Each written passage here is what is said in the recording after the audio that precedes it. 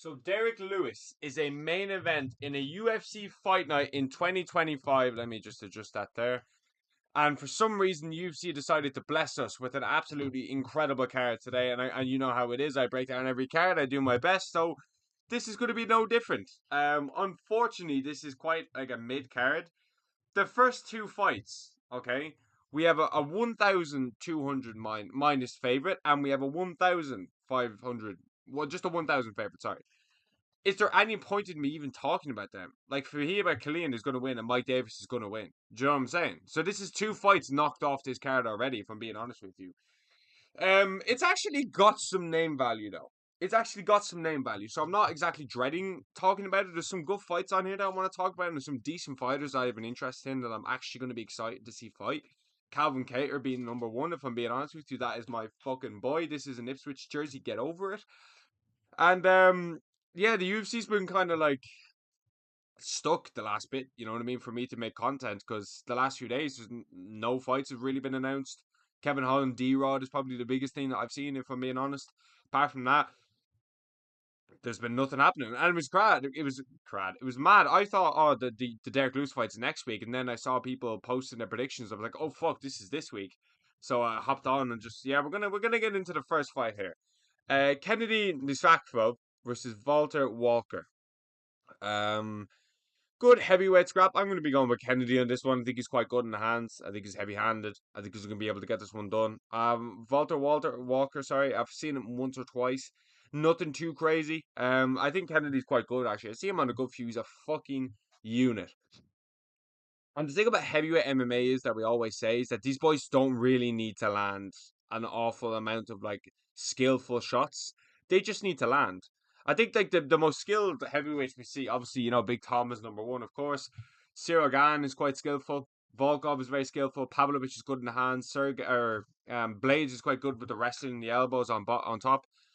But apart from that, we don't really see, an awful lot of skillful heavyweights. So yeah, I'm gonna go with him via first round KO on that one. Next up, Lucky Lauren Murphy versus Eduardo Morat. I'm gonna be going with Eduardo on this one. Listen, Lauren Murphy fought Valentin Shevchenko, the absolute pinnacle of her career, which is extremely good. I'm not knocking that. Fighting for a UFC world title against one of the best female fighters of all time is an incredible achievement. I've never fought for a UFC title. I will never fight for a UFC title. I've never claimed to be good enough to fight for a UFC title because some people think, oh, you're not a real fighter, dude, or you're not a fighter, dude. What are you judging all these guys for, bro? That's the fucking most fucking pussy mentality ever. People get judged in every single sport. Every single fucking career, you just get judged by people. I'm a fan. I want to see the best out of these fighters. I want to see the best for this sport. Um, I don't even know where I was going with that, but yeah, Lauren Murphy's going to get smashed in this one. To be honest with you, like she had a good run there, but I can't even remember the last time I saw her fight. To be honest with you, yeah. Next up, Jake Matthews, who actually I've watched for quite a while. I've watched for quite a while. It's coming in. Sidi Nukanian. I'm actually going to pick Jake Matthews on this one. See what I mean by this card has like secret little name values. And next up, we have a good fight. Nearly at the end of the prelims already, Jesus. But I'm going to go with Jake Matthews. Really had like a lot of potential for a while, but never really capitalized on fucking anything. Anything, bro. Do you know what I mean? And I do like Jake Matthews. He seems fine, like to be honest with you. But yeah, it's a good fight though. He's a little bit of an underdog, so maybe like a little sprinkle on Jake Matthews here could be worth a little bit of your money if I'm being honest. But I wouldn't be putting anything on him. I wouldn't be putting anything on him like heavy wise. I mean, that is little sprinkle, not too bad. I like Jake Matthews. He seems pretty chill. I feel like he'll get this one done. Super amount of potential. Him and like Edmund Shabazian, I always thought had like insane potential. But next up, Chris Curtis versus Max Griffin. Good scrap. Going to be picking Chris Curtis in this one. Too slick with the feet. Very good striking. Very good boxing. Had like a really hit and miss career. I remember he beat Joaquin Buckley, and that was like a really big surprise to me. That's when I was like really surprised.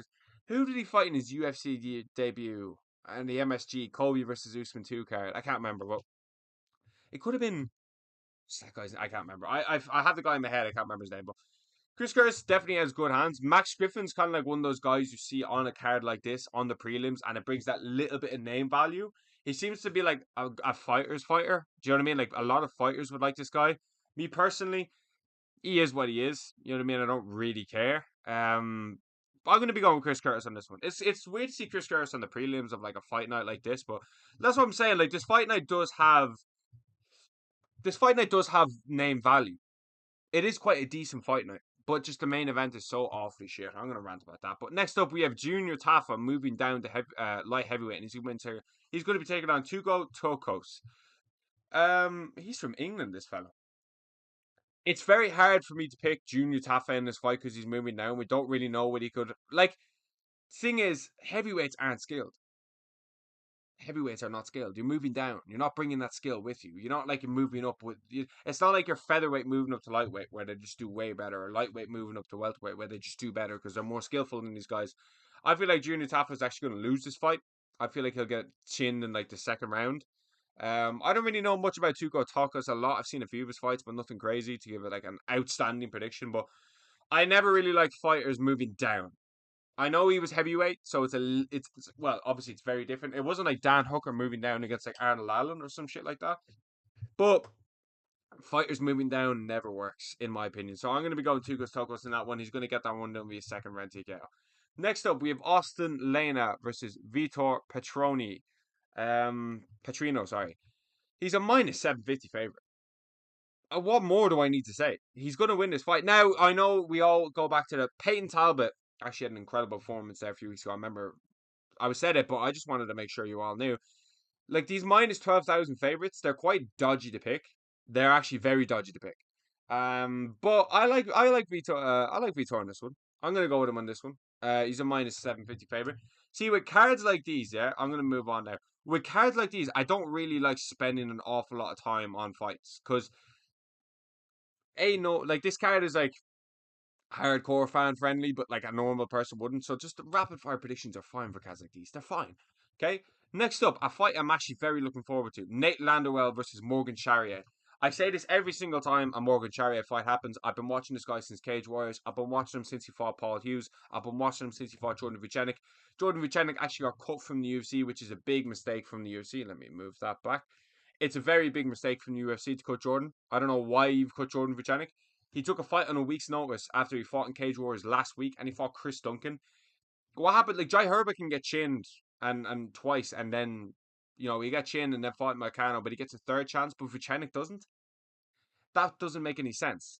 Okay, he's clearly good enough to be in the UFC. Give him another fucking chance. One more chance. One more, but very sad to see Vucenic go. I don't know. Sorry, I was talking about Sharia here, but I feel like Morgan Sharia will get this one done. He's probably a little bit better on the feet than Nate Landwehr. I say it every time. The Nathaniel Wood underdog is always the play. Picked him against Morgan Sharia. I will always pick Nathaniel Wood as an underdog. It's the biggest betting cheat code in UFC history. Nate Landwehr's not exactly championship material at all. I feel like he's kind of like one of those fan-friendly fighters. He's coming to fight, to be fair, so he'll have heavy hands in his shots, but I feel like Morgan Charrier is just going to be a little bit too slick. He won't finish him. He'll get this one done via decision, and I'm going to be picking Charrier on that one. Next up, we have Calvin Kattar versus Steve Garcia. Bit of a worrying one now, this for me, because I'm a big Calvin Kattar fan. Who isn't a Calvin Kattar fan? Like, the dude is just such a fucking stud. But the fights like these, I gotta go with my boy Calvin. I'm gonna pick Calvin on this one. I'm gonna pick Calvin Kattar. Incredible boxer. Oh my god! The first ever UFC event I watched live was Calvin Kattar versus Max Holloway. I know a lot of people are like, "Oh, you're so new to the sport." Fuck off. But I'm just being honest. I'm just being honest. Like I'm not. I haven't been here. I haven't been here since the GSP WEC days. No, I haven't. Have I watched an incredible amount of fights and watched all the fights nights, all the pay per views since then? Yes. Okay, so I'm more than equipped, and I have a full opinion of this. So Calvin Kattar's been around as long as I have. I feel like the kind of like upper echelon of divisions that when I first started watching are kind of like dipping out a little bit, which is quite sad. Like the fighters I would have grown up with, obviously McGregor was like number one, but fighters I grew up with, like the only person who's kind of still standing is Volk, which is just like what the fuck, which is one of the greatest feelings of all time. But like when I started, it was like Figgy as champ, Volk, who's lightweight champ? Khabib still had the belt. He wasn't officially retired. Oh no, so Chandler versus Oliveira were fighting for the vacant belt. It was just kind of like who knows. Back then, people were like Poirier versus Gaethje should have been on it, but Calvin Kattar's been there. Calvin Kattar's been there. I'm going to pick Calvin Kattar on this one. Okay, you kind of like look out. Sorry, you kind of lose against like Sadiq Yusuf. No, it wasn't Sadiq Yusuf. It was what's the Moroccan devil's name? I can't remember, but fuck, I've watched him when he got cut from the UFC as well. It'll come to me. Sadiq something. Yusuf Salon, that's it, Yusuf Salon. And then you get like an injury against Arnold Allen. You just miss out on a Josh Emmett fight that I thought you won. I thought Calvin won that fight. I think we all did. You go to one of the biggest wars against Max Holloway. You lose out to Aljamain Sterling. You're losing out to just that 1%. And if we're going back to the Aaron Allen fight, Aaron was having a very good first round, but you can't really take much from it. Okay, you can't really take much. As much as Arnie looks slick and quick and sharp, Cater gets into those later rounds. That's just a fact. And I feel like Cater's experience is going to show in this one. Steve Garcia is a good fighter. He's kind of well rounded, but I don't see him having the control time of Aljamain Sterling. I feel like Cater's going to get this one done via decision, 3 round, 30-27. So let's go Calvin Cater. Next up, Stephen Wonderboy Thompson versus Gabriel Bonfim. Wonderboy's going to get smashed up, isn't he? Wonderboy's going to get smashed up, man. And it's so sad. It's so fucking sad to see Wonderboy go out like that. It's so sad to see Wonderboy go out, man. One of the nicest human beings in the sport. Just such a nice guy. And yeah, I feel like he's going to get finished in this fight. I feel like he'll get finished in this fight. Bonfim is an absolute specimen of human movement. Like, the dude is so fucking big. Wonderboy's striking, though. I always said there's no one that beats Wonderboy on the feet. I always said that. But I feel like the age he's at now and stuff like that, I feel like the new Wonderboy is Michael Venom Page. Am I the only one that thinks that? I don't think there's a fighter alive that beats Michael Venom Page in a kickboxing fight. No takedowns, no cage control, no stalling up against the cage. Straight Muay Thai kickboxing fight. I don't think there's a single fighter on this planet that beats Michael Venom Page. I just don't believe it. Okay, the dude is so slick. Shar Magomedov, I picked Michael Venom Page to beat Shar Magomedov. That's all I'm gonna say. Ian Gary had fucking nothing for him. Okay, absolutely nothing for him on the feet. And I think MVP's the new Wonder Boy, and he's quite old, which is insane. We got that Cannoneer fight, which is insane. But Bonfim's gonna end the career of Wonder Boy. It's sad. I'm sad. We're sad. You're sad. I'm sad. The whole world is sad to see Wonder Boy go, but it's gonna happen. Now, main event. Nearly 12 minutes in. 12:38. Derrick Lewis versus Teixeira. Why am I seeing Derrick Lewis as a main event in 2025? Listen, this fight night is probably going to get. Listen, this fight night is probably going to get fucking no views simply because there's no fan interest. My matchmaker Mondays have actually been getting, doing quite well, so that's good to see. But these fight nights are so wank. They're so fucking wank, bro. Even like me as a hardcore fan, and I live for this sport, I love the sport more than anything.